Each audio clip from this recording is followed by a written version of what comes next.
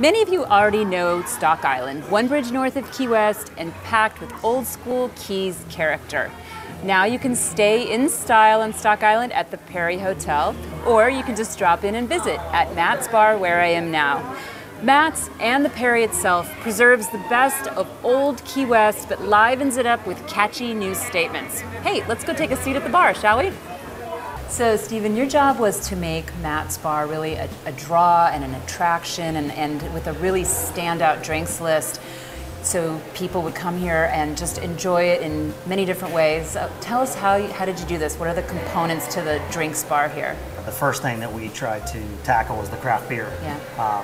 Craft beer is such a large movement across the United States that we wanted to bring some of the best that the country has to offer down to the Keys. And then we've also looked at our craft wine list and our cocktail list, which is a great selection of local favorites and also some a little bit more custom craft as well. Most people in the world can't afford the best bottle of wine, right, but the best bottle of beer that's out there in the world, they can definitely approach, and it's within their price range.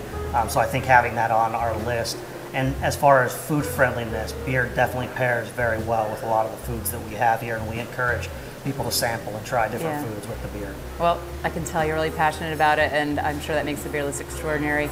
We're going to see some of the food that you can have and some of the classic and really original local driven cocktails that they have here at Matt's in a moment. Matt's Bar serves a Bar Bites menu 3 to 6 p.m. that's a perfect sampling of its multi-palate environment. The Little Gem Wedge, for example, serving Southern flair with buttermilk dressing, pork belly, and heirloom tomatoes. And the fresh seafood you'd expect on a marina that's bobbing with fishing boats, like yellowtail ceviche with Peruvian peppers, or clean, fresh, raw oysters straight out of the Gulf with a beer called Iguana Bait brewed in Isla Morada. The showstopper item here, though, is the Hackleback, the only American wild caviar, presented in a propeller with fried green tomatoes to alternate with blinis. This dish marks the high end of living it up, but the range of possibilities of Matt's is what gives Stock Island and this bar its character. Whether you're enjoying champagne and caviar or beer and oysters, you're here. The Little Devil with mezcal, cherry liqueur, and a kick of chili spice is one great cocktail to start with, while this key lime martini with a graham cracker crust could easily serve as dessert.